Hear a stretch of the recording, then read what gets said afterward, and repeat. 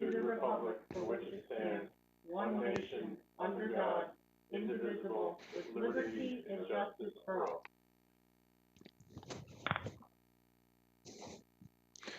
Item number 3 is to consider and act upon the minutes of February 1st, 2021 and February 8th, 2021. Do I have a motion to approve? So moved. I'll second it. Is there any discussion on this item? No. Hearing none. All in favor? Aye. Aye. Motion carries. The next item is item number 4. This is for information only. That as soon as Mr. McCann, the next item gets sworn in, he will be replacing a full member. This is a resignation of Mr. Brian McCann, 11 O'Clock Road, as an alternate. However, Mr. Rick D'Amica, who's had some health issues and hasn't been able to attend for quite a while, is going to be resigning later today, and we will be appointing Mr. McCann as a full member. I would like to, next item is a resignation of Sonia Narcisse from the Racial Equity and Justice Task Force. Her resignation date is January 29th, 2021. I would like to thank Sonia for stepping up to serve on the commission, and if there's any other comments.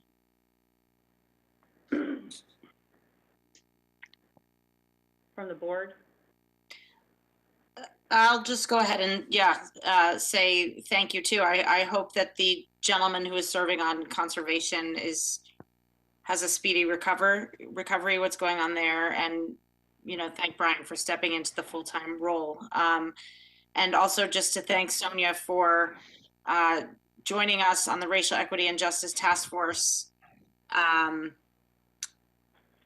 until recently, and thank her for her work. And I know it's work that she will continue on in her own way. So I want to thank her there as well. I would also, and I'd also like to extend my appreciation to both people for their work for the town and wish them the best in the future. So thank you very much. Item number 5 is an appointment of Emma Kay to the Sustainable Fairfield Task Force.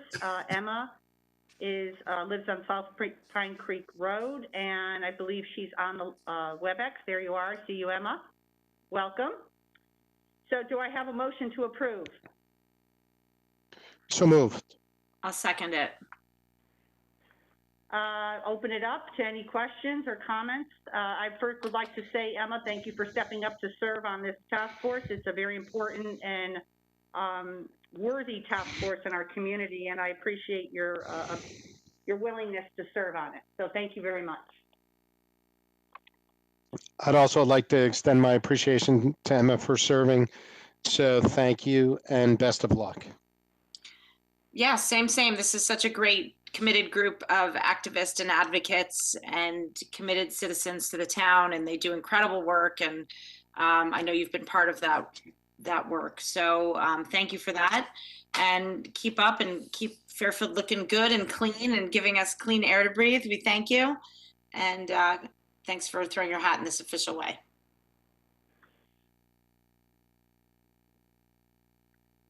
All right. All in favor of this nomination? Aye. Aye. Aye. Motion carries unanimously. Congratulations, Emma. Thanks so much.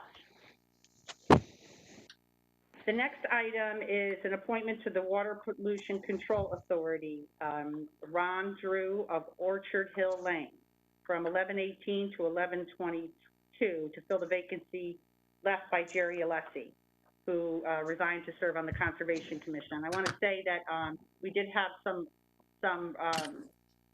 members of our community who did apply for this, but Ron Drew has served on this body before, and I thought that his experience and time served in the past would be an attribute, especially since everything that's coming up with the Water Pollution Control Authority, that he would be a valuable asset.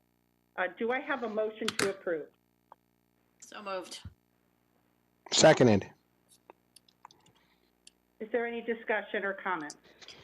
I'll just say welcome back into this fold, which I am now a part of in the water pollution control. And I've said it before, I have great admiration for the work that's done on this in this commission and the people that lead it. I know, while we didn't get a chance to speak, Mr. Drew, I did speak to members that you have served with, including our Vice Chair, Joe DeVanzo, who had very nice things to say, and look forward to working with you on this committee. And thank you for once again throwing your hat into the ring. Huge projects coming up.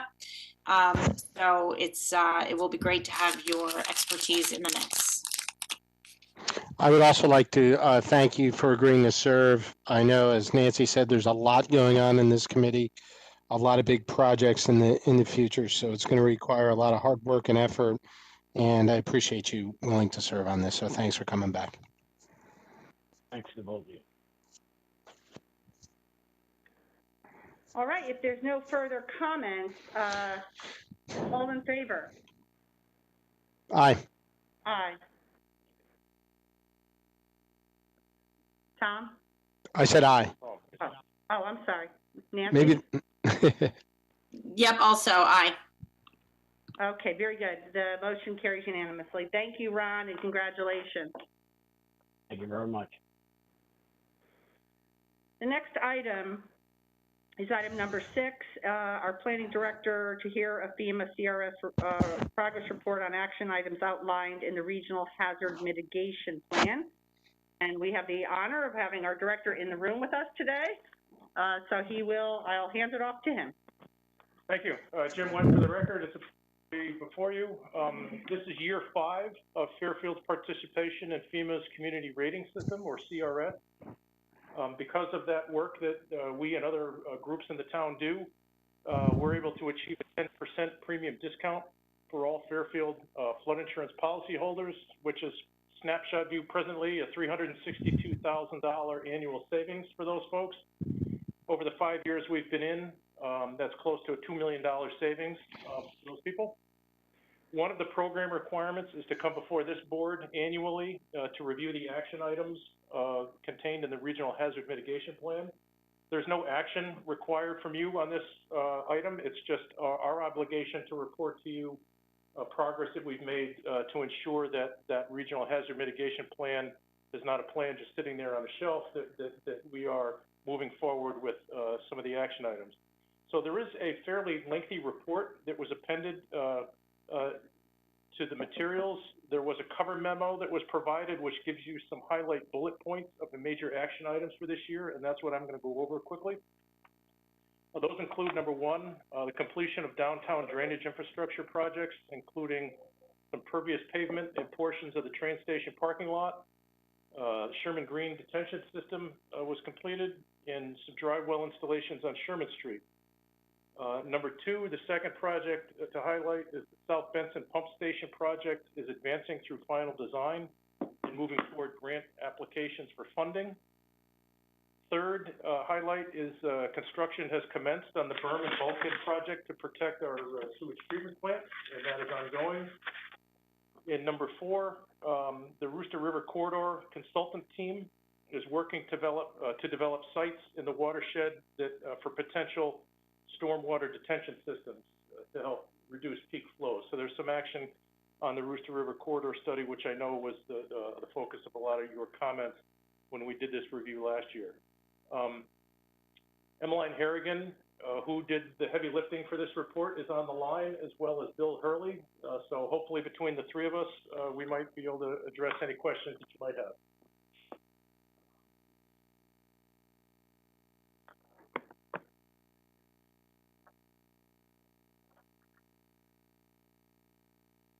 Tom, you're muted, I think.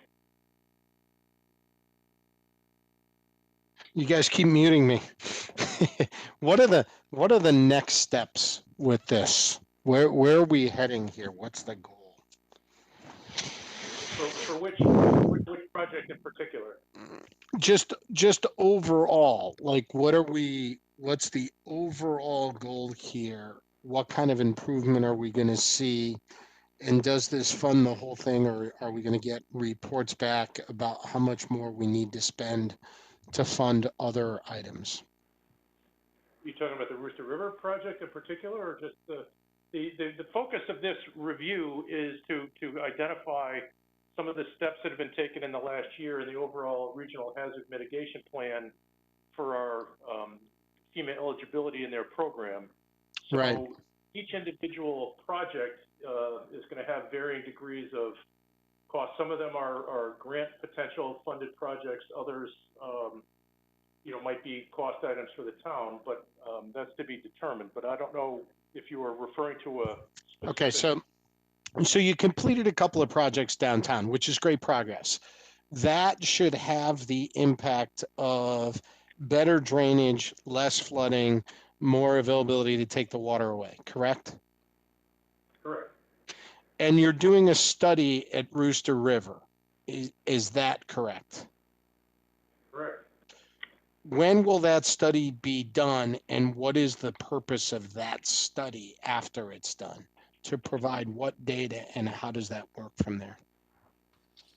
Well, I see Bill is on the line. I'll let him take a crack at that. But overall, the Rooster River has been a chronic source of flooding over the years. So the overall study is to look at probably longer term and shorter term projects that can be undertaken to reduce that. And what's being examined now are some of the shorter term issues that are of less magnitude of expenditure versus some of the more longer term, heavier infrastructure projects that tend to be more costly. But I'll let Bill expand upon that if that was an inadequate answer.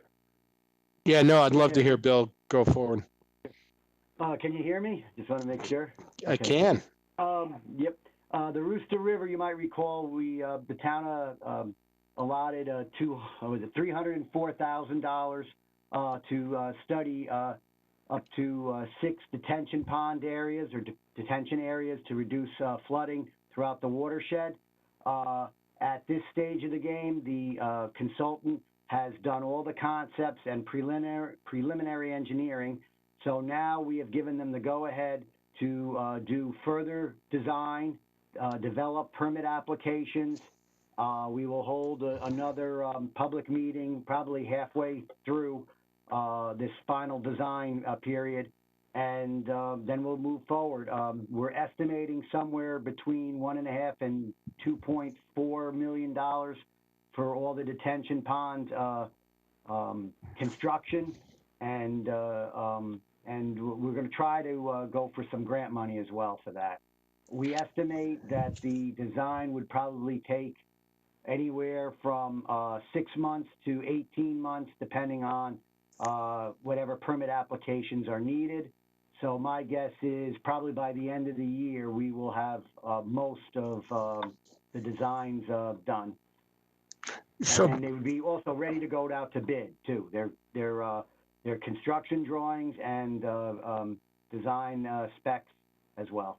so Bill, thank you for the clarification. There was, as I recall, there's money in the capital plan related to Rooster River. Isn't that right? Yes, that's right. I think it's a year or two away for our construction. Right. One of the things, so the first select woman and I, quite a while ago, went and spent a day on Rooster River, kind of helping clean it up. And there was a heck of a lot of debris there. So does some of this getting rid of the debris as opposed to just the detention facilities and all this kind of stuff, is some of it actually cleaning up what's around the river there? Not really. We're going to rely on some public outreach. I know we have a couple of volunteer groups, and I imagine later this spring there'll be another Rooster River cleanup. Some of it is education. You can't be putting patio umbrellas or dumping or the chairs or dumping leaves right on the edge of the riverbank. Or bicycles, yeah. Yeah. And you can't be putting that kind of floatables right at the river's edge, because if the river does obviously get close or exceed its banks, it's going to take everything with it. Yeah, doing annual cleanups, I think, is a great idea. And the detention is mainly, though, to hold back the water at the upper part of the watershed, so Right. that, you know, this giant wave, so to speak, doesn't come down and bombard that area. So most people will benefit from the various detention ponds on throughout the town. As I said, we have up to 6 in the design. Right.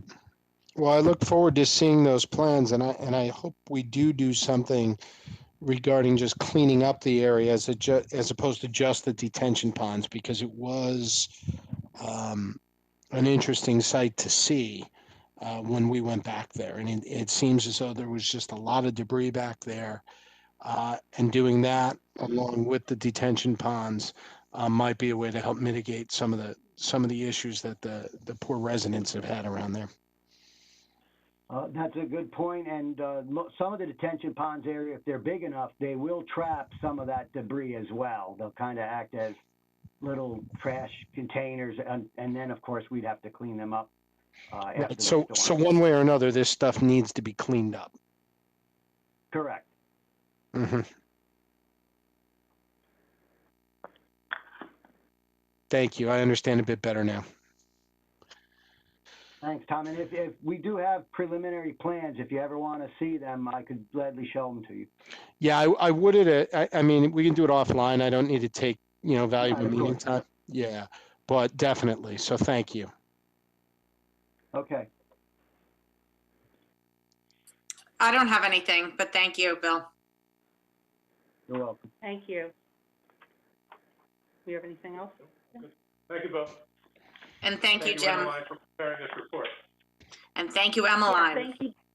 Thank you both. So we are very lucky to have both Jim and Emmeline, 2 top flight people in our zoning department. And as we've newly appointed Emma officially, this is a great thing for her to take back to her sustainable group, and we can work collaboratively to help these neighbors who've been dealing with this for so long. So Thank you, guys. thank you. Thank you. Thanks, Jim. All right. Item number 7.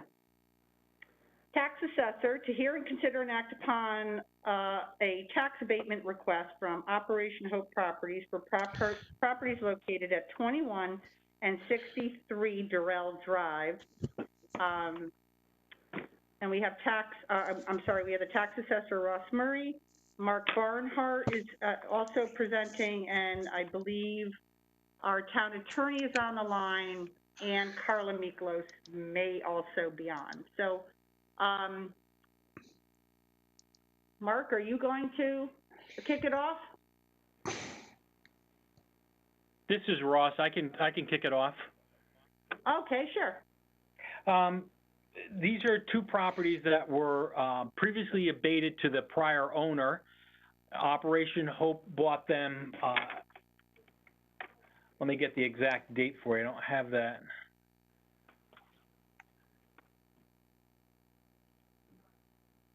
They purchased them back on March 16th of 20. They have sent a request that we abate them to Operation Hope as we did to the prior owner. 2 things that we look for is how they're going to qualify people that will own or rent these properties, and what they will do with the abated taxes, how they will use those funds. And they have sent a letter that's in the backup detailing those two items. Those 2 items meet our ordinance, and I'm recommending that we do continue the abatement on these 2 parcels. Can you sum up for the public the 2 points? The first one, they will be renting to people that meet 40% of the area median income as published through the through HUD, and they will use the abated taxes to help keep the rents below the market rate, so that the people at that 40% level can afford those rents. and also improve the quality and design of the housing when and if needed.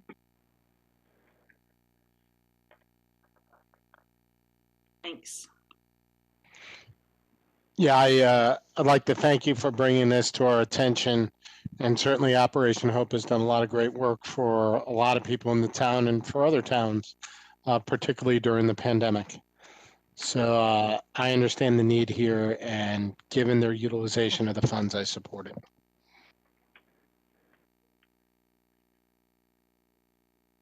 Thank you. Is there any further comment or question? Not for me. Okay, thank you. All right, well, I too, kudos to Operation Hope. They do amazing work for our community, and I'm glad we're able to assist them in this way. And these properties are invaluable to people who need them. And so this is the town stepping up to help out. So thank you. Thank you, Carla and team.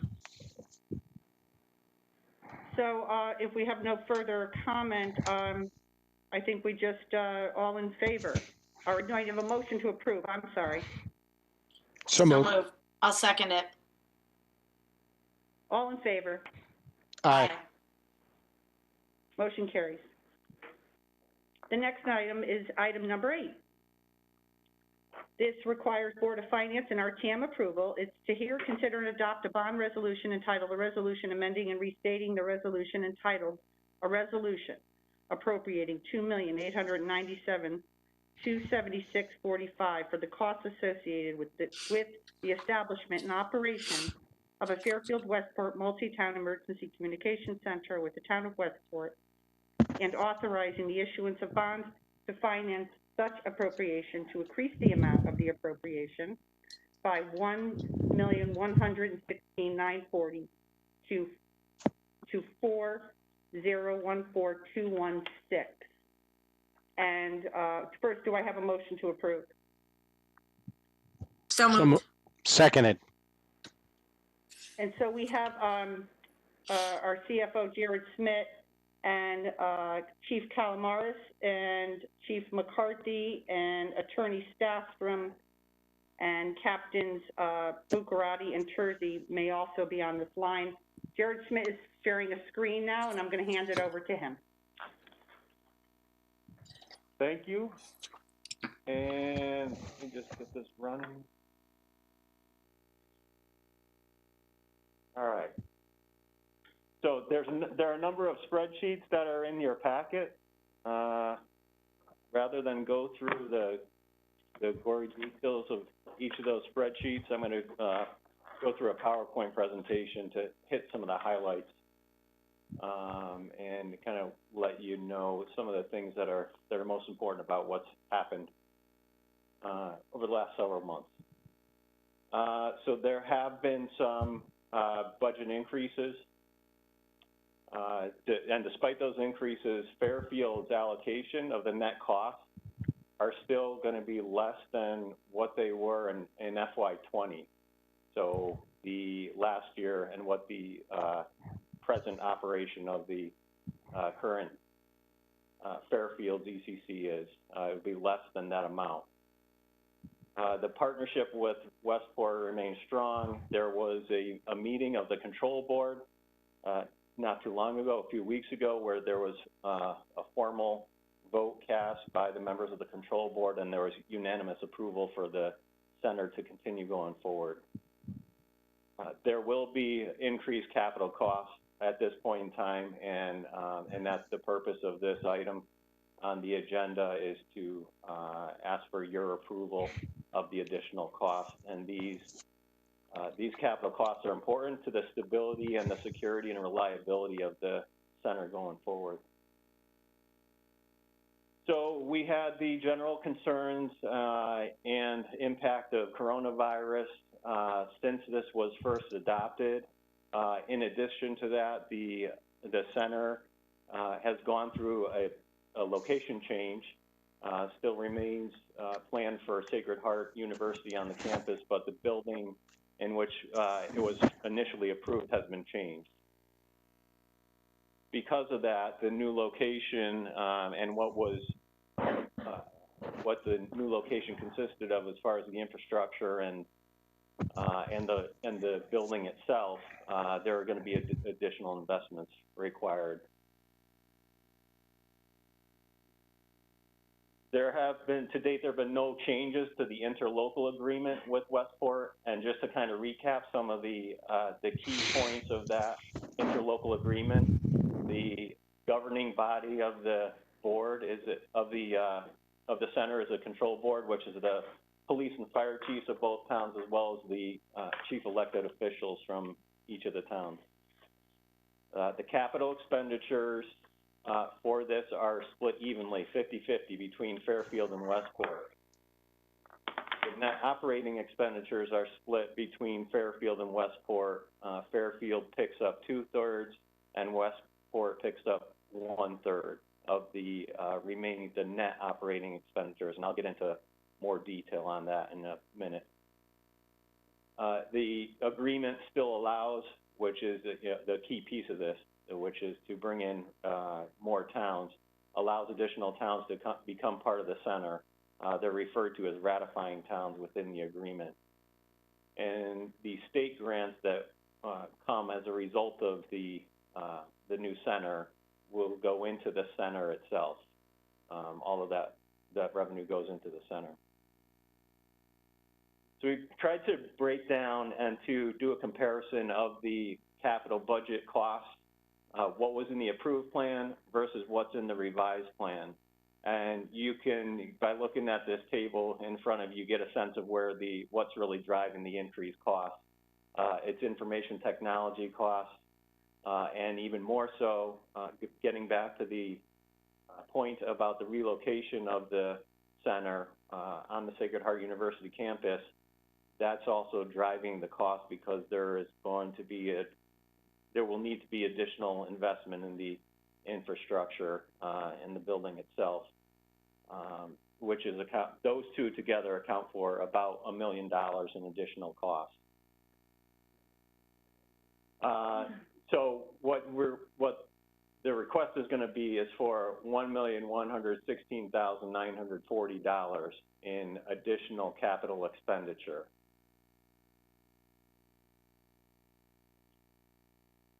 This is the way those costs break down. So 50% of the cost paid for by Fairfield was $1.448 million. That has increased to just over $2 million. The good news is that the state is keeping its commitment, actually increasing its commitment, and is going to be funding an additional $50,000. So the state will be kicking in $300,000 for each of the towns. So it's a total of $600,000 that the state is committing to help and encourage the creation of the new center, new multi-town center. So the overall increase for Fairfield is just over $500,000. On the operating side, there are also some changes, not large, but there are some changes. You can see the FY20 actual and the overall budget amount. So the top line there is the overall budget amount. That's when you look at FY20, that's under the current operation of the ECC in Fairfield. That's what it cost us to run it last year. When the budget was adopted for FY21 for the current year, there was an assumption that the center would be up and running this year for the whole year, and so that cost went up to just under $2.8 million. And then the new request for FY22 has gone up about $85,000. The good news is that there has been, again, additional state money as a result that's going to help to defray some of the operating costs. And so the way the calculation works and the way we get to, okay, how much is this going to affect Fairfield, is we go through and take the total budget, that top line, and then you reduce that by any of the revenues coming in from outside sources. And those could be state grants or outside towns any new towns that come in. So you reduce the total budget by that revenue coming in. In this case, for FY22, it's $345,000 and change. So when you reduce that, you get to your net cost about 2/3 of the way down the page at just over 2.5 million. And then with the when you arrive at the net cost, then you apply the proportions between Fairfield and Westport to figure out what they each owe. And so for Fairfield, for FY22, the amount is 1.693793. And when you look at those bottom lines, you can see it's the amount for next year that's being budgeted is above what it is this year, but it's still below what the amount is or was for FY20. So it's still a savings to us compared to the situation that it was in FY20.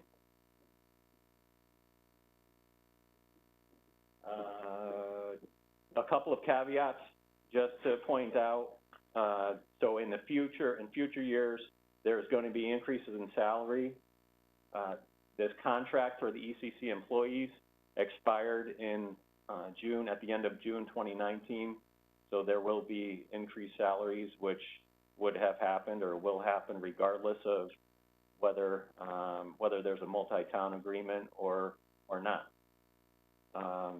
We'll also start to see some additional costs related to technology on the operating side, and this will be the result of some licenses and maintenance and annual maintenance costs that will start to be incurred. So I just want to let you know that you will start to see some additional costs beyond next year, beyond FY22.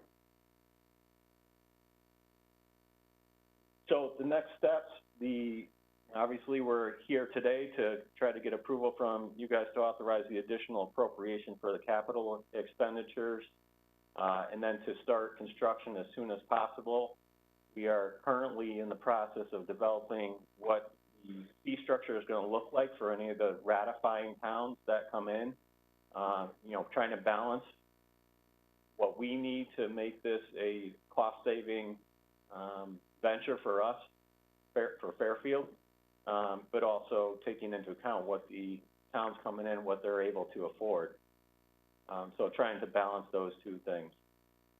And then we're going to proactively start pursuing the other towns to come into the agreement.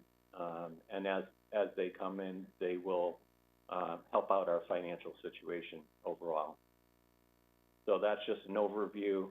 I will stop sharing now. And as the first select woman mentioned, we have members of police and fire on the call as well. So we'll open it up to questions at this point. Thank you. I have quick ones. Sure, go ahead, Nancy. All right, I'm supportive of this, and I want to state that at the outset, and I will be voting in support of this increase. But I did have a couple of questions that I just think it's good to clarify in case people ask specifics. And I want to thank Chief Calamares for taking the time to speak with me earlier today and talk through a lot of this. And this is a project I've been very supportive of since the onset. I think it's fantastic. I learned some things today. Can you explain a little bit about the benefit of the ratifying towns, why it's somewhat, I think I know, I just want to hear you say sort of some of those benefits.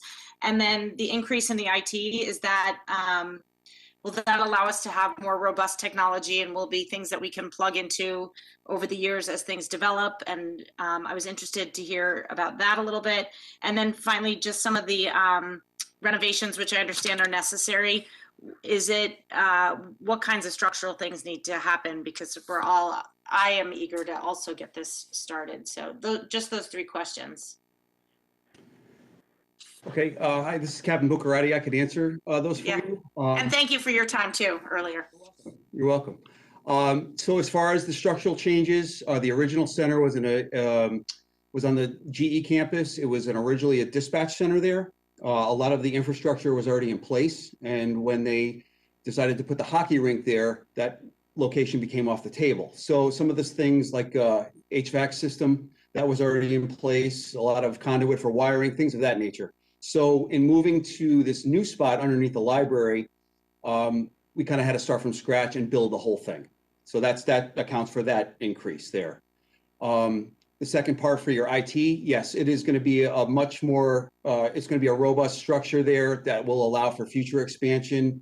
You know, some of the, we had a lot of input and a separate subcommittee developed for the IT infrastructure. So we've designed the network correctly and in consultation with the software and the hardware vendors to make sure it's available for today's use and tomorrow's use.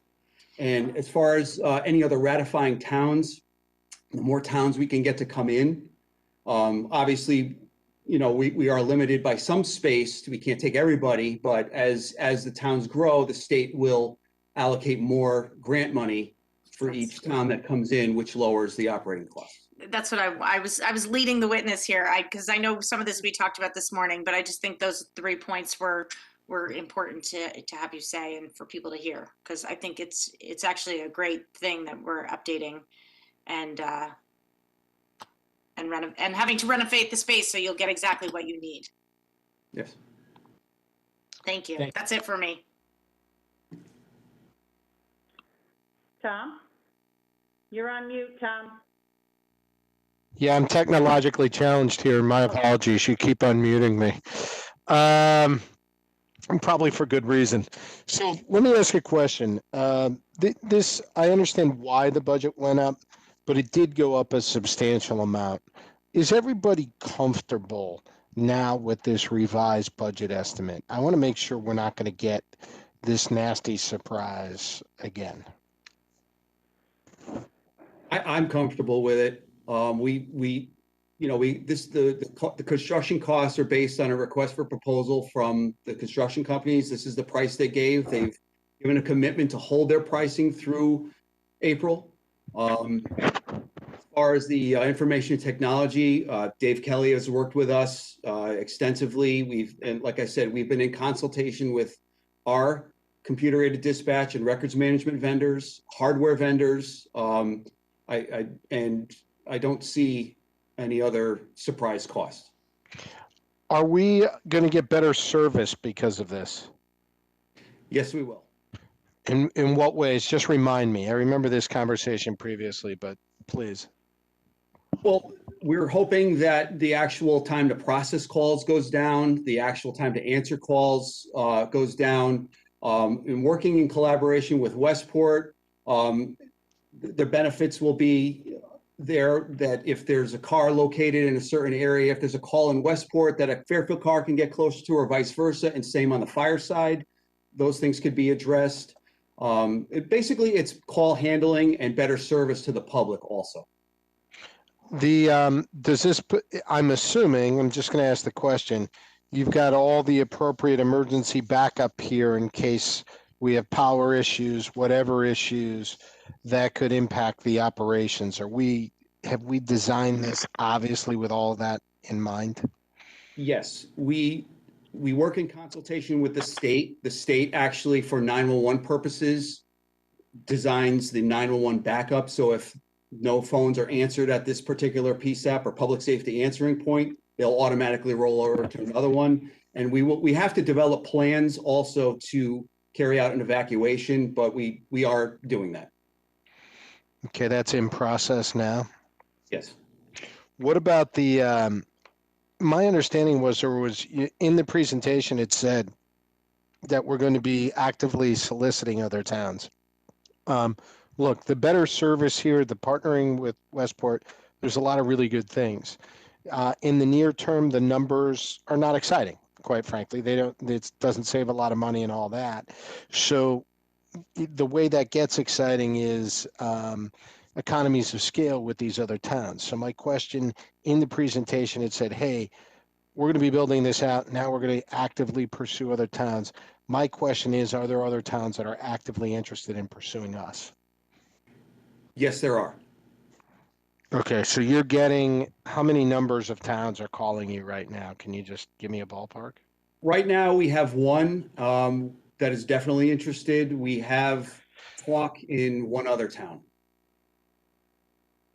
Okay. And the last thing is these ratifying towns, once we do the agreements with them, that's what you referred to them, I think, as ratifying towns, right? Yeah. Um, the form of the, I'm interested in the form of the agreement because we have two areas of expense here. We have the capital expense, which us and Westport, $2 million a piece or so, and you have operating expense. Now, obviously, the agreement covers the operating expense. Are we going to have them? Is it anticipated that we're going to have them kick in for the capital expense that we outlined, and then they're taking advantage of? And oh, by the way, that we're going to have to upkeep, and I would assume we're going to be asking them to kick in for the upkeep and the technology increases there. Probably a Yeah. question for Yeah. you, Jared. Jared, do you want to answer that, Yeah, or? you want me to go? Okay, so I would break this into three, and you kind of hit on them, but there are three aspects to it. One is our past, or what will be our past contributions to it between us and Westport for the capital expenditures. There's the operating side of it, and then there's the future, whatever future capital requirements will be needed for replacement of equipment. So the plan right now in approaching other towns is to try to capture all three of those and some kind of reimbursement compensation for all three of those in some way, shape, or form. And what the agreement says is that we can look at things like their population, their call volume, mostly those two areas. So incorporating those into some kind of formula, which we want to be consistent going forward for each of the towns, and figuring out ways that we can capture, like I said, some kind of payment fee to capture all three of the areas of spending. So I agree with that. I would add a third item in. I would add in what should be looked at, not only their population and number of calls, but also their existing budget for an ECC program. I also think what would concern me, right now it's us in Westport who control the board, the control board, and we're the ones who put out the most of the capital outlay. So I think another town's ability to have anybody on that control board or effectively influence the operation of the ECC should be factored into what their contribution is. If you have a town that wants to make an operating contribution but not a capital contribution, I don't know that they should be part of that control board or how that works. But I think there's a governance component here that needs to be factored into whether you take advantage of what the taxpayers of Fairfield and the taxpayers of Westport have put together. Because clearly the only way from an economic earnout standpoint that $4 million or $2 million per town makes sense is if you do take on other towns. Is at least what the numbers are saying to me, right? Yeah, Mr. Flynn, if I can comment on that. Please. Any other towns that we would bring on would be considered a client and not a partner. We Good. currently have Westport as a partner, and we would be pursuing other towns as clients. So they would come on, pay stipends for possibly onboarding, and then cost fee structured around those factors that Jared indicated, and they would be clients. I appreciate and understand that. Maybe depending on their economic buy-in, you might consider making them more of a partner. Just arguing the opposite side of the program. If they're willing to put up, $600,000-$700,000 in capital to help offset the cost, maybe you do make them part of the management team. I don't know. I don't know how that works in your world in terms of feasibility to be able to manage. I'm just looking out for the taxpayer with that comment, if you know what I mean. Plus, I would also think the other towns are not going to be, while they might like this idea, they may not really be thrilled with giving up some element of control, don't you think? I mean, would you be thrilled with that? I'm just asking. Well, they give up some element of control, but they also give up a lot of risk. And a headache. Ability. Yeah, yeah. Yeah. I mean, ultimately, you know, if we're a business partner with them as opposed to, I'm sorry, if they're a client of ours, they can, you know, request certain things and we would have to oblige to our clients, For a price. of course. Right. Yeah. And if they were partners versus clients, wouldn't we get into like labor issues that can We're doing challenge what? We're doing it with Westport now anyway, and they're going to be Well, our that's, employees. Yeah. so I just mean that the more we take on, doesn't that exponentially make it sort of not appealing if we were taking on partners, more partners versus clients, just from a labor standpoint? That's correct. Or is that, yeah, so. Okay.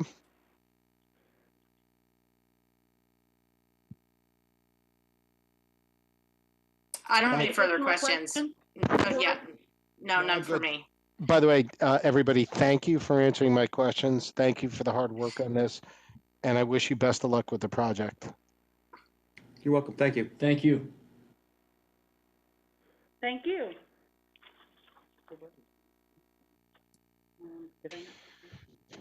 So I'm sorry, I don't think I made a motion at the beginning. Do I have a motion to approve? So moved. Seconded. All in favor? Aye. Aye. Aye. Thank you. Motion carries unanimously. Thank you. I think they're done, right, the chief? And thank you, chief. Thank you, captains. You're welcome. Chief. Thank you, everybody. Two chiefs. Okay, the next item is item number 9. Non-recurring capital for 20 years. This requires Board of Finance RTM approval to consider and adopt a bond resolution entitled the resolution appropriating $4,609,000 for the cost of certain non-reoccurring capital projects, authorizing the issuance of bonds to finance such appropriation, and further resolved that the purchasing authority is authorized to enter into an attached agreement with the Pequot Library Association to secure granted use of town funds for the purpose of improving the library's roof replacement. First, I'm going to get a motion to approve. So moved. Seconded. Okay, so there has been a little change here on this list of items as we discussed in the past meeting when we postponed this due to the Pequot piece. We did work to put together a memorandum, if you will, or letter regarding the town having some accountability for the $100,000. But in discussions with Board of Finance members and I actually spoke to Mr. Flynn over the weekend, there seems to be more of a interest in trying to do this a little bit differently than bonding.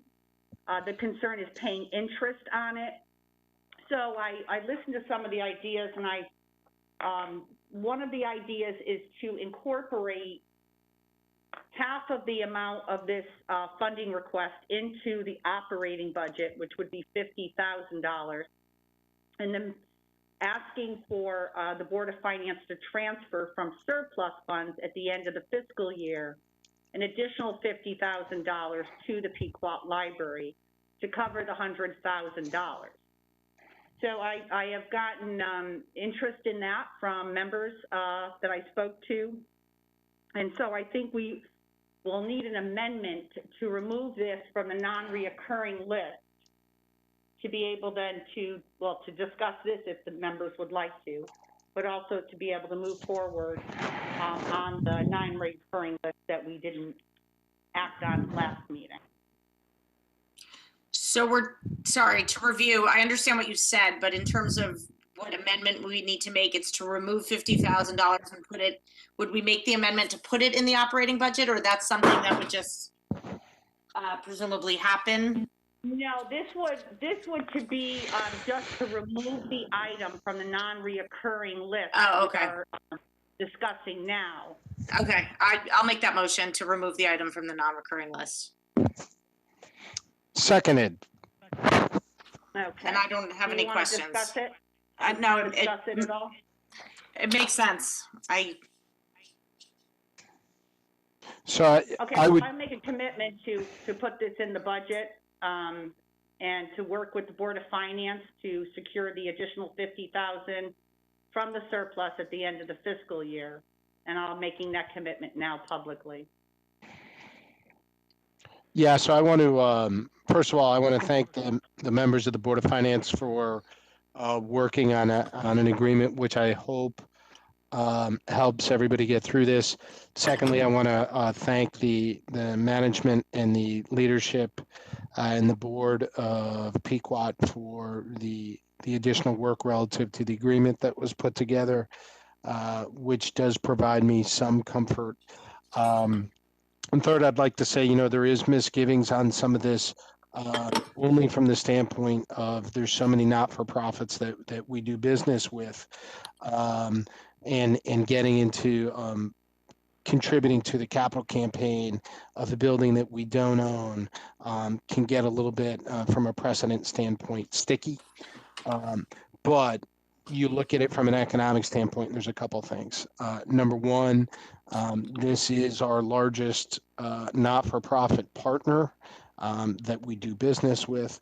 Number two, this is a historic building that adds a lot to the character and the marketing of the town of Fairfield. If you look at a lot of our marketing campaigns, some of the videos that have been put together, Pequot Library is usually put up there because it's such a unique and beautiful building, so it helps in that regard. The third item is it's a fundamental service that we offer in town is our libraries. And when you look at it just on the basis of being a library and a cultural hub, Pequot is very cost effective for the taxpayers of the town of Fairfield on an annual basis as compared to our other libraries. So for all those reasons, I think it's appropriate that we do something like this, and I hope this moves forward and they can get their additional fundings from their outside sources as well. Because remember, our 100,000 is doubled, so this in actuality means $200,000 to Pequot Library. And Tom, I think you said that really well, so I just want to say ditto. Thank you. Thank you. And obviously, we spoke about this at length at the last meeting, and as Selectman Flynn mentioned, this is a $200,000 really donation. And it's a unique item, and Stephanie, when she first brought it to me, I thought it was unique, but I think it's an investment in an important institution in our community. So again, I am committing to putting the money into the budget. I have Jared here who's making sure it will be put in. And we will work with the Board of Finance to secure the second piece of this, and I'll work directly with you, Stephanie, as well, to make sure that process moves smoothly. All right. So could I just clarify the amendment then? So what we will do is we will remove item 15 from the exhibit. Correct. We'll renumber the exhibit, and then on the resolution itself, we'll reduce the appropriation to $4,509,000. And in sections 1 and 2 of the resolution, we'll also reduce that amount to $4,509,000, which reflects the deduction of the $100,000. Thank you. So we have the amendment on the table. Is there any further discussion on the amendment? Nope, none for me. None for me. All in favor? Aye. Aye. Aye. Motion carries. Back to the main motion as amended. Discussion. So I think we went through these items last Yes. week, or and these are just a repeat of the exact same items that were on here. Is that, can we just make sure that's correct? I see Attorney Baldwin. Is that correct? Yeah, it's the same. It's the same item. It is, I can confirm it's the same. Thank you. Attorney Stafford can confirm that, yes. Yeah. Okay, so I don't have any further questions on this item at this point in time. Nor do I, thank you. So we do have a member of the public who requested to comment earlier, and I believe the person is on, a resident is on, Casey Elliott. Dave Kelly, can you allow that person, that resident Can you to hear me? speak? Yes, is this Casey? Yes, it is. Hi, how are you? All right, Casey Elliott, 797 Old Stratfield Road. I have been a member of the Little League Board of Directors for, I think, 12 years now. For girls softball. I'll start by stating the obvious. Doogie Field is, frankly, the best field in all of Fairfield County. Every time we host other towns, they come up and can't believe how beautiful it is and how the setting is great and all that. And I think it's a testament to the field that the high school game between Ludlow and Ward every year is played there. And the Ludlow coach would play all of his home games there if the girls would let him.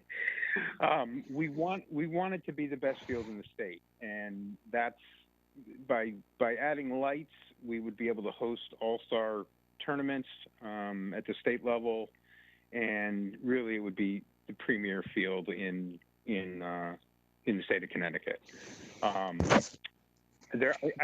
know there's been some sort of questioning about the sustainability of our league in this bond issue as to whether, we're going to be around to pay the whole thing. And I just want to let everyone know our league has been around for over 15 years. We have 13 state championships. We are the largest Little League softball organization in the state, and we're actually one of the few Little League softball organizations that is separate from Little League baseball. Most other softball organizations are under the baseball umbrella.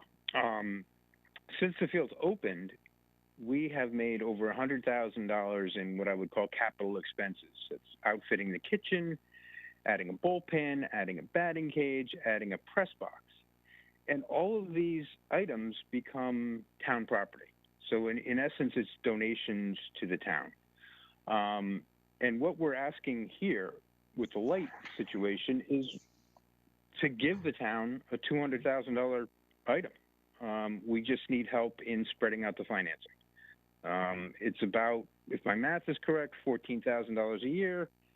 We currently budget about $10,000 to $15,000 in capital expenses at Doogie. We are pretty much done with everything we need to do other than lights. So it's not a financial hardship, and I don't think our league is going anywhere. So I'm asking for your support on this item, and let's make Doogie the show place in the state. Thank you. Thank you, Casey. And I would suggest that you or anyone else who feels like-minded would also call into the Board of Finance meeting when they review this, and also potentially the RTM meeting. And if you have any trouble finding that out, you can always reach out to my office, and Jennifer has to share that information with you. I appreciate that. Thank you. So it sounds like Mr. Elliott is they've won 13 state championships, and it sounds like he's bucking for home field advantage for the next 13 is what it sounds like to me.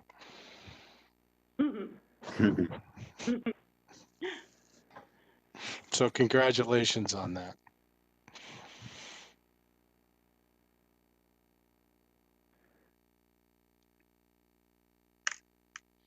All right.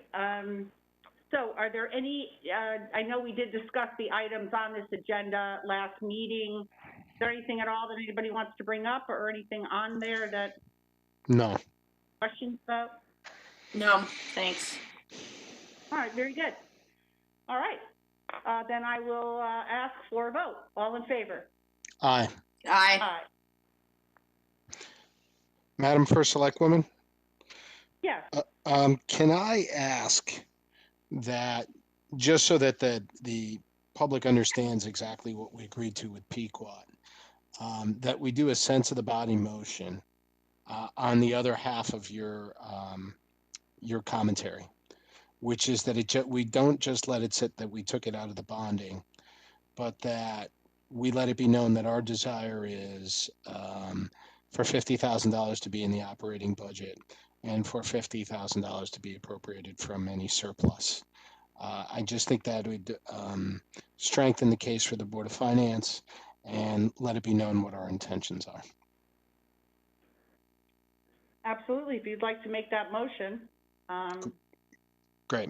So I'll make that motion that as the Board of Selectmen, we, in concert with our motion relative to the bond that we just approved, that it is our intent to have $50,000 included in next year's operating budget, as well as $50,000 appropriated by the Board of Finance from this year's operating surplus to help fund that $100,000 item for the Pequot Library roof.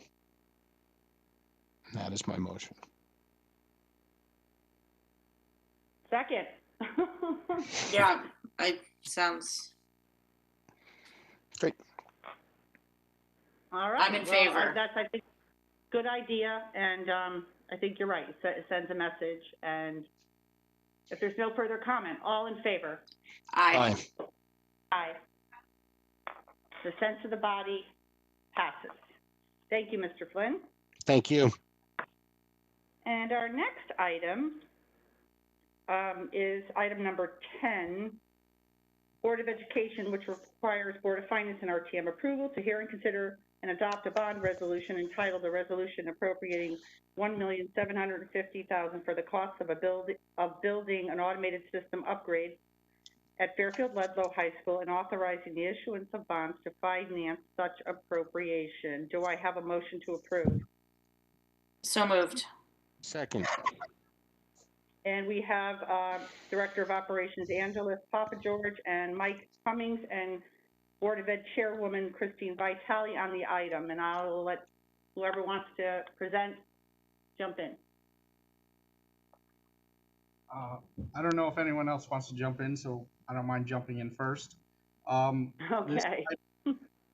This item before you is to upgrade the building automated systems, so basically the HVAC systems and air controls at Fairfield Ludlow High School. You may remember a couple years back we did a front-end upgrade to the system there. That was a temporary upgrade we did to alleviate some security issues with the IT department and the controls. This would bring that fully around and do a full upgrade to the HVAC systems there. The reason we're putting this on the table is that during the front end upgrade, we identified some big concerns with some of the back end stuff not being controllable, some of it being outdated and very expensive to replace parts on. One of the reasons we chose Ludlow High School as the first building to do would be so that those parts that are expensive to replace, we can pull them from Ludlow and use them throughout the district to upgrade and keep other systems running. Also, by doing this, we hope to be able to monitor and track the savings with energy with this new system. Being a computerized system, we have better control, better temperature controls, and be able to have a better understanding of where we can shut down, eliminate, and basically make a more efficient building running.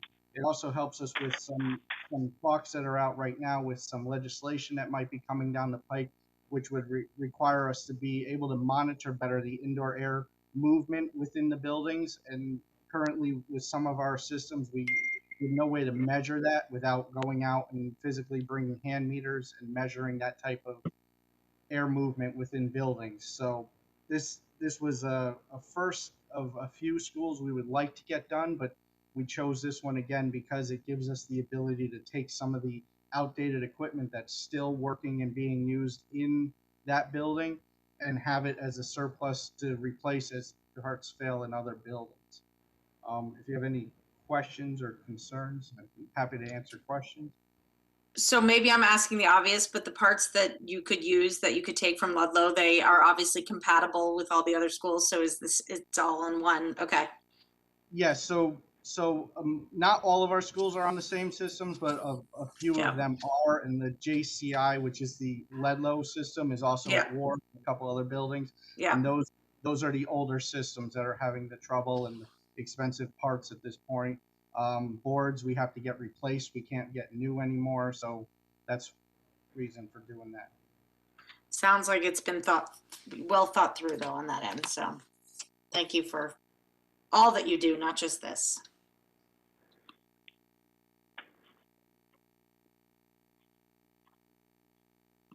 Tom, you're on mute. Of course I am.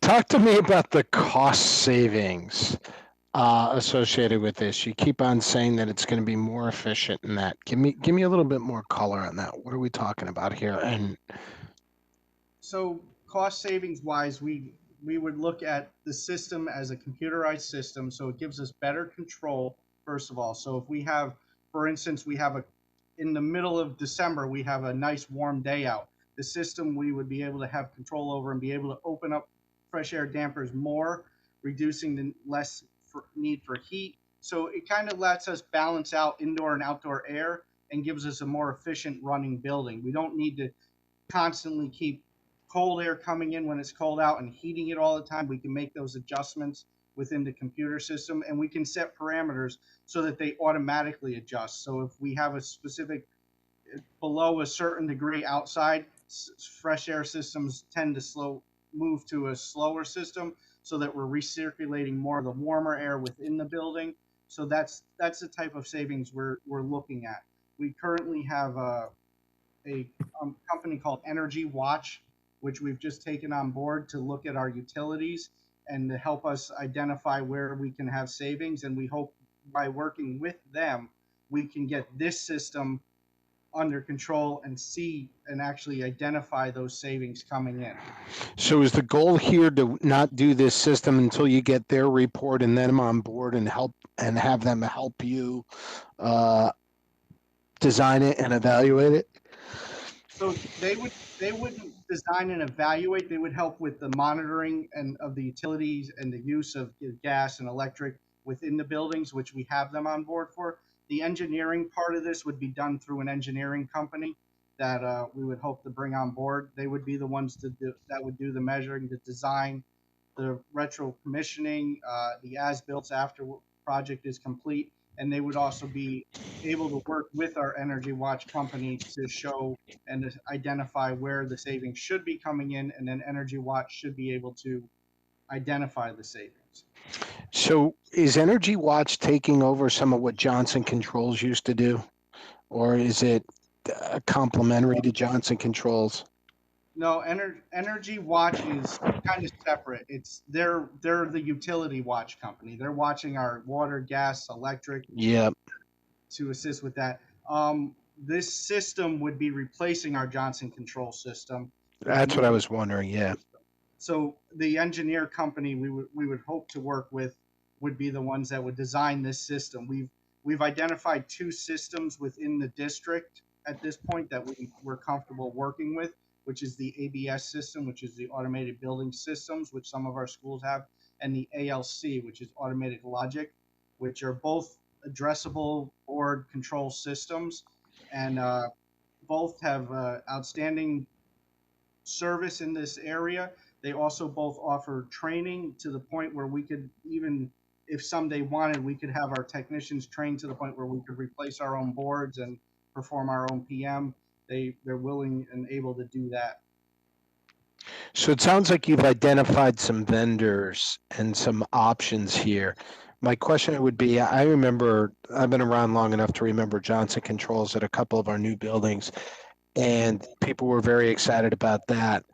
And then I don't want to say anything negative, but it didn't reach the level the level of what we got didn't reach the level of the buildup for it. What kind of due diligence have we done on these systems that you're considering for this? So we have been doing research on these. We've been using these two systems now in a number of our schools. A couple of Any them issues, problems, obviously? issues, problems are minor at most. And, as you know, over the last 10 years, technology has completely Yeah. gone. I mean, to the point nowadays, our technicians can control a building with a tablet. They Yeah. can pull on and they can pull up specific rooms and identify airflow and what's going on. If there's an alert, we can actually, unlike the Menesis, the Johnson control system, we can actually set parameters for alarms now. So if we have a building that goes, or even a specific room, not even a building, that drops below temperature on a Saturday afternoon, we can get an alarm system that comes into email, text, and cell phones. So we're on it and we're able to react quickly so that we don't have major issues. Is this a must do now, Angelos? Is there something that's driving us doing this right now? What's driving us doing this right now is that we do have, as you mentioned, the Johnson control systems throughout the district, which are getting very costly to repair and replace parts on. By identifying Ledlow, like I said, we'll be able to pull working parts from Ledlow and use them to do repairs throughout the district. Ledlow was picked because of that, and it was also picked because we've been having some catastrophic failures within the Ledlow building. Currently during pandemic times, we had to go and physically open dampers. Now we're sending technicians up on roofs to look at stuff, which is not a bad idea. However, with snow and ice on the roofs, we're sending guys up there to make sure dampers are open and make sure things. This is all stuff that can be done on a quicker, more efficient basis with a system like this. Are you talk a little bit about you had mentioned before air quality and this helping with that and some new potential regulation. Can you touched on it, so I just want to ask about it. Yeah, so it has not been passed through legislation yet, but we were given some information that says that the legislation may be coming down the road that's going to look for us to be able to monitor, for instance, how many times air is turned over in a classroom, as opposed, so how many times are we completely turning over the air in a specific classroom? And the legislation actually goes on to say that if a building cannot show they're meeting the code requirement per classroom per day for, I believe it was 2 or 3 days consecutively, that we would be required to close the building at that point. So, I know that there was a lot of talk against this legislation, not because it's not a good legislation, but because it's an unfunded legislation. And for a lot of districts, including ours, a lot of our older buildings don't have that monitoring technology at this point. So it's something we would want to move forwards with. As it relates to our buildings, just to put the public a bit at ease, as I recall, for a number of years we've done air quality testing. Is that not correct? We do ongoing air quality testing within our buildings. Also, as you may have noticed in your last bond resolution, there was the Board of Ed was for a retro in there as a retro commissioning for our buildings. So that will measure airflow and air turnover to confirm that we are still meeting the code requirements. Yeah. Yeah. The reason I ask is there's been a lot of talk online. I think a lot of people concerned with COVID and the like as to whether we've appropriately funded the schools, the buildings, and made sure that the air quality is where it needs to be and that we've supported education on that side. And quite frankly, when those comments have been brought to my attention, I can't recall an instance where at least the board that I served on has ever pulled back on investing in those items. So I was just wondering, from your perspective, has that been an issue? I do not believe it has been an issue. We have been ongoing with our preventive maintenance with all of our systems. Our in-house technicians are monitoring airflow. They're maintaining 100% wherever possible on fresh air intake systems, which was originally put out over the summer. as not as a requirement, but a recommendation. And in a lot of our buildings, we've been able to do that even through the colder weather. Luckily, we've had a lot of snow, but we haven't had a lot of bitter cold days. So we've been able to keep those at 100%. We were able to upgrade to our MERV 13 filters throughout our district. So it's everything that we've done, we've been supported on. Great. Hey, thank you so much. I appreciate your work on this, and I appreciate the thorough review.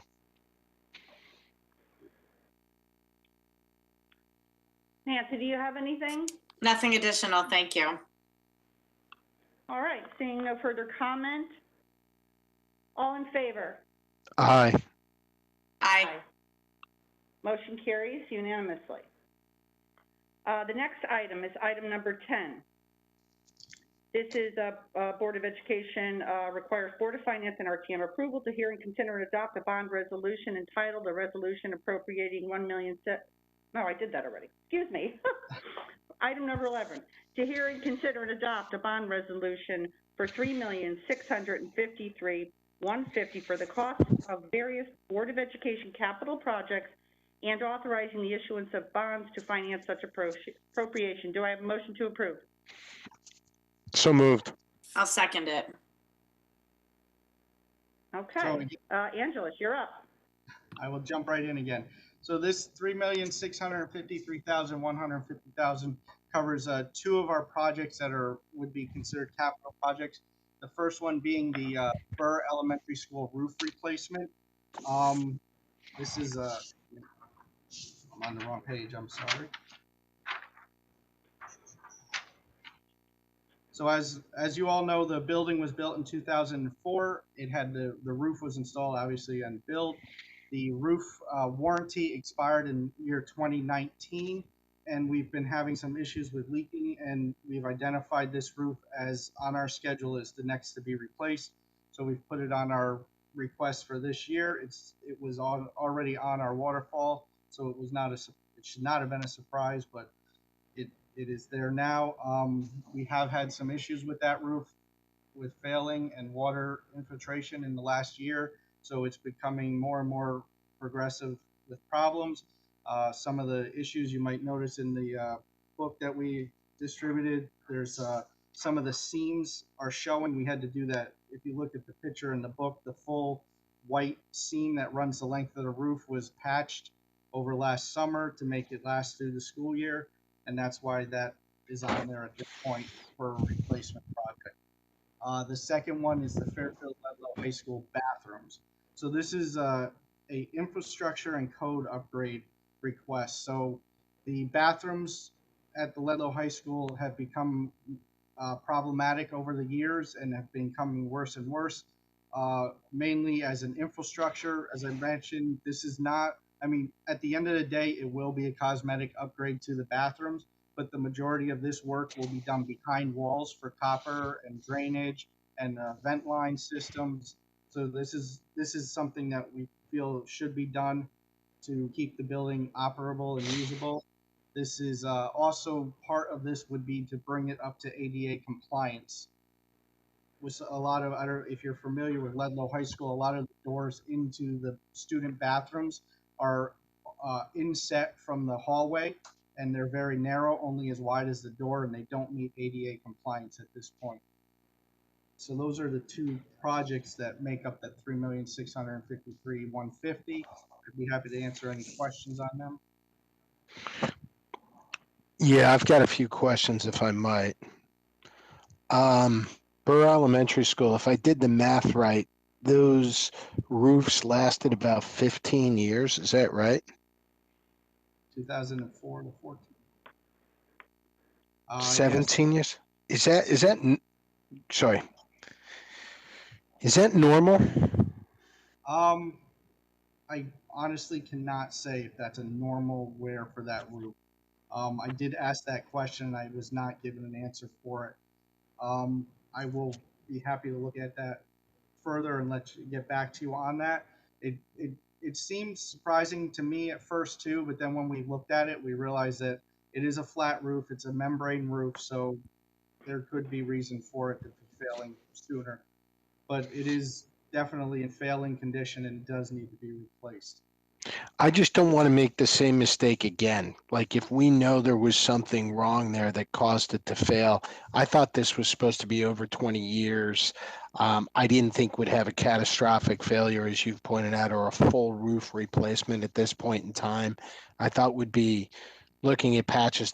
Were you guys taken by surprise by this? And I don't mean that in a bad way. I mean, did you have this on a different replacement schedule and it just ended up here on you?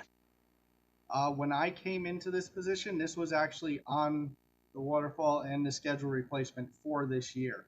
Again, Okay. I personally thought it was premature also year-wise, but looking at the schedule, my predecessors did believe that this would be right in line with the replacement needed for that roof. I got this. I got the sense sometimes that your predecessors, and I don't. This is not. I'm not smacking them in any way. I got the sense that they put it on that type of schedule because they knew that the warranty was up, and Yep. they knew that they'd either have to extend the warranty, which I think we've done a couple times with some roofs, or we've done kind of patchwork. We've done some kind of work. I don't remember having to do a full roof replacement, but I can't claim to be an expert. I can tell you that we did look at doing the warranty extension, and it did not qualify. So that's one of the reasons it was also on there, Because it's in such bad shape. because of the condition of it, yes. Okay. I'll yield the floor for any more questions on Burr right now. I don't have any. Thank you. I mean, I feel similarly, but I support it, so. Thanks. Well, I feel very old because I was actually on the RTM when we voted to actually fund this school being built. Wow, and now we're putting a new roof on it. Got it early, but 17 years nonetheless. I have a similar feeling, Brenda. Yeah.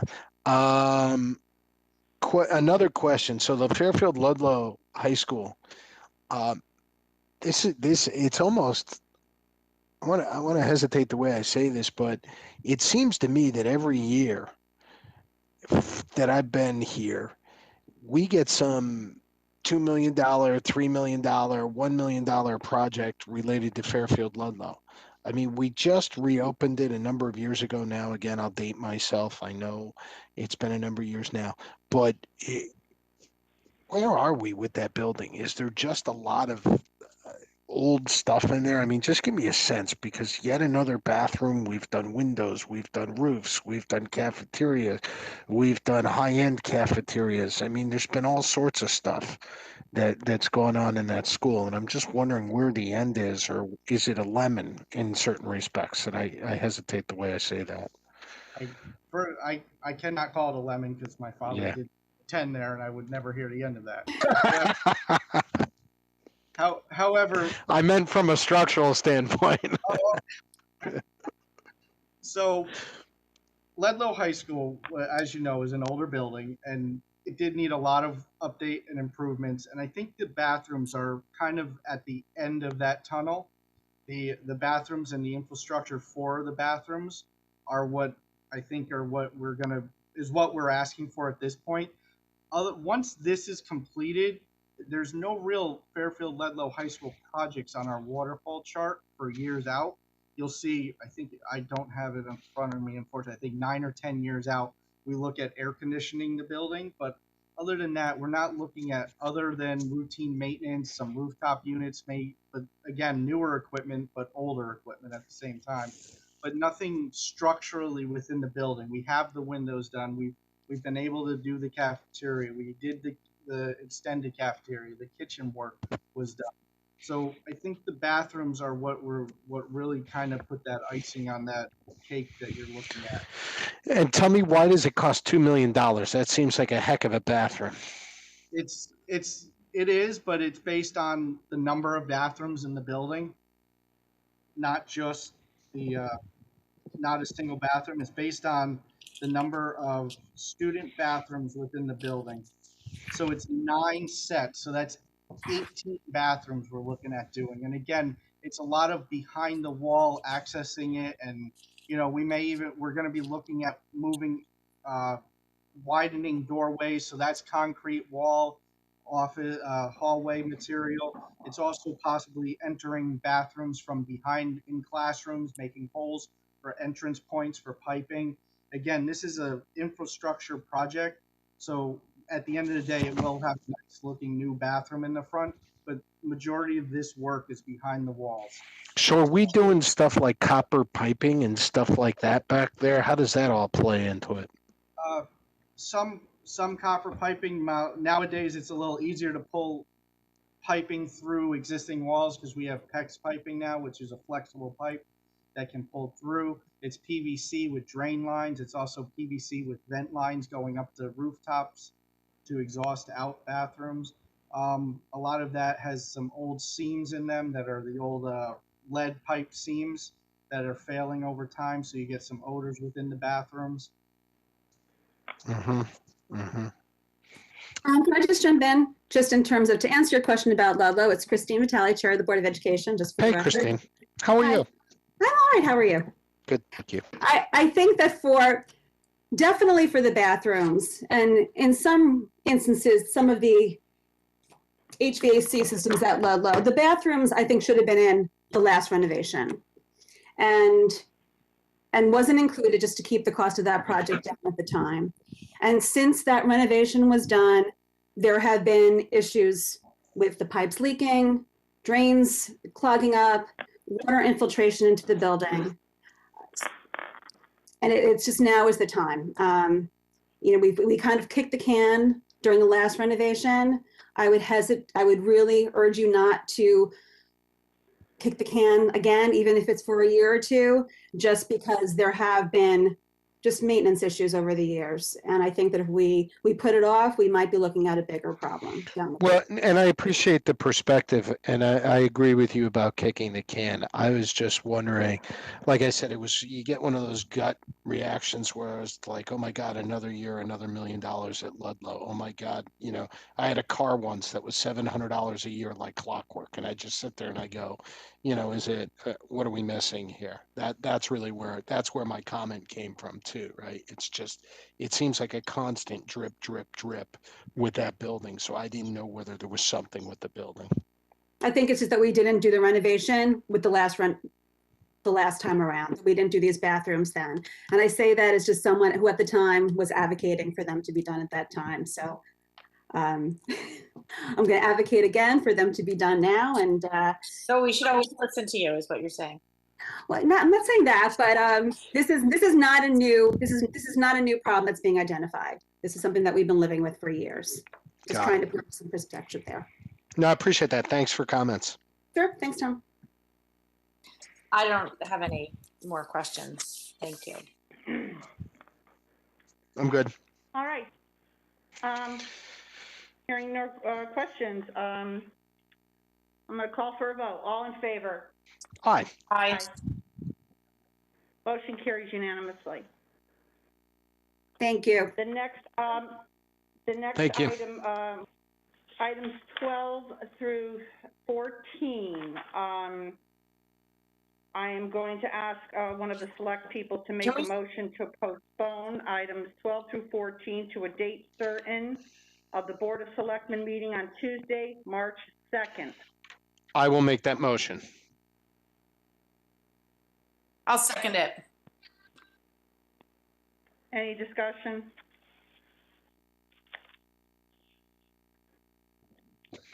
Hearing none. All in favor? Aye. Aye. Aye. Thank you. Thank you. And the next item is 15, to consider and act upon tax refunds as recommended by the tax collector in the amount of $9,157.55. Do I have a motion to approve? So moved. I'll second it. Any discussion? Hearing none. All in favor? Aye. Aye. Motion carries unanimously. I'm just going to give a quick update. I shared in my newsletter last Friday that our COVID numbers, our positive case numbers have decreased as we continue to vaccinate those eligible in the 1A and 1B categories.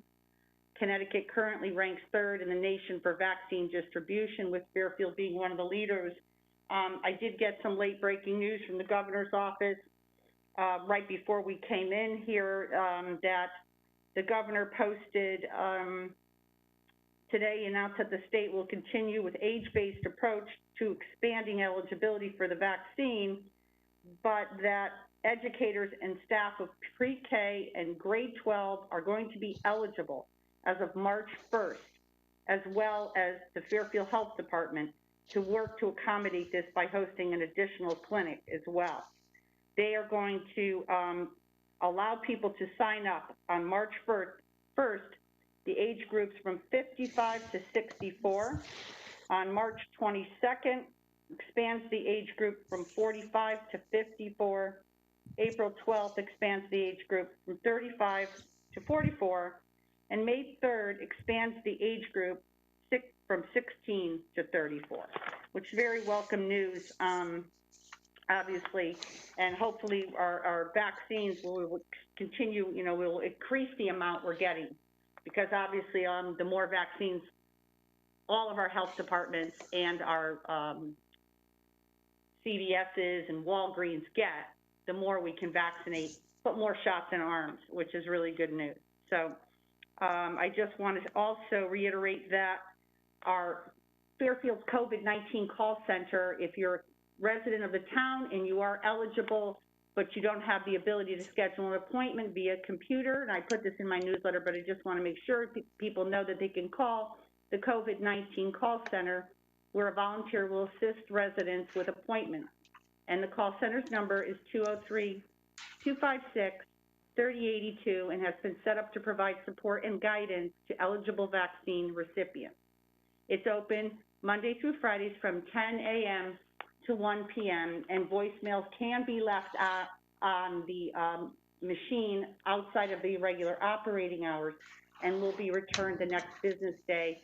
I just want to give a shout out to Brenda Steele, our new Senior Services Director, and all the work she's done with our dedicated CERT volunteers who have been diligently staffing this call center each and every day.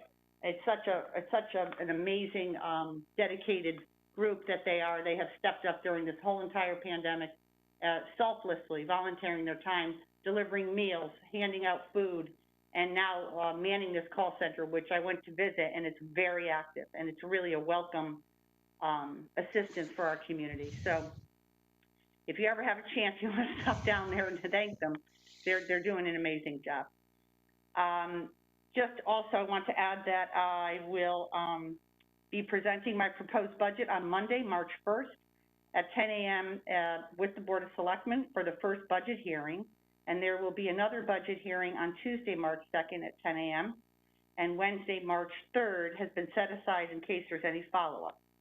The Board of Selectmen will then vote on the budget on Monday, March 9th at 10 a.m. And if extra time is needed, the Board of Selectmen will meet again on Tuesday, March 10th at 11 a.m.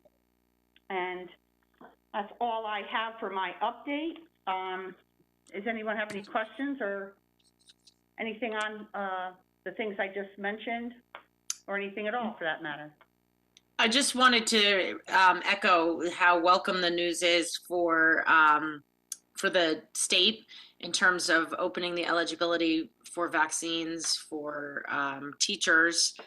And by age, I think from an equitable perspective, doing it in this manner will allow just across the state. But I also think it's going to be really welcome news for not just for teachers, but the parents who are also in town. So parents of students who are in town. So it's just really welcome news. And residents can find out more information if they visit our town website. It's on the health department's page. It's also on their social media pages. And I also shared their page on my First Select Woman page. So there's a lot of good information there for residents who want to take a look at that and learn more about how the governor is rolling this out. Great. Thank you for the update. I do agree with Nancy that it's very welcome news, and hopefully we'll get through this. It's been a long slog here. So good. Yeah, sure has. All right, if there's no further comments or information, we are going to adjourn this. Well, we're not going to adjourn. We're going to vote to go into executive session.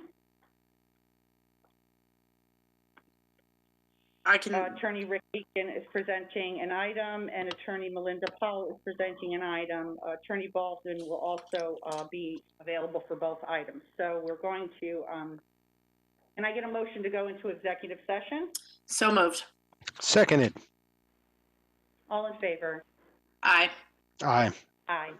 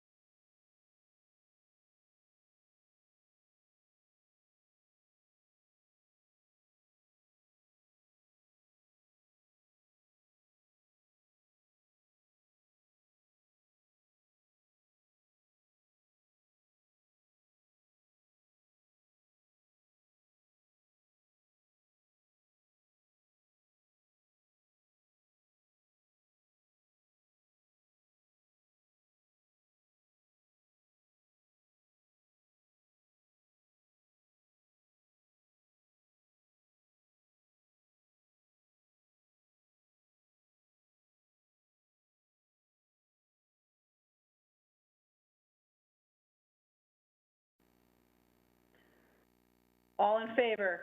Aye. Aye. Aye. All right. So, Tom, do you want to make a motion? sure, there were no votes taken in private executive session, but I will make the motion that we, as a board, adopt the recommendations of the town's council as well as the town's, Attorney Baldwin as well as our councils in these two matters. Can someone second You my want to motion? second that, Nancy? Oh, sorry, I didn't realize it was in motion form. Yes, seconded. Yeah, it was ham-handed in motion Yeah. form. Yeah, got it. I'm with you. All righty. All in favor? Aye. Aye. Aye. Motion carries unanimously. Do I have a motion to adjourn? So moved. Seconded. All in favor? Aye. Aye. Thank you, Thanks, everybody. guys. Bye. Have a good night. Have a good Bye. night. All right. Have a good night. Be safe.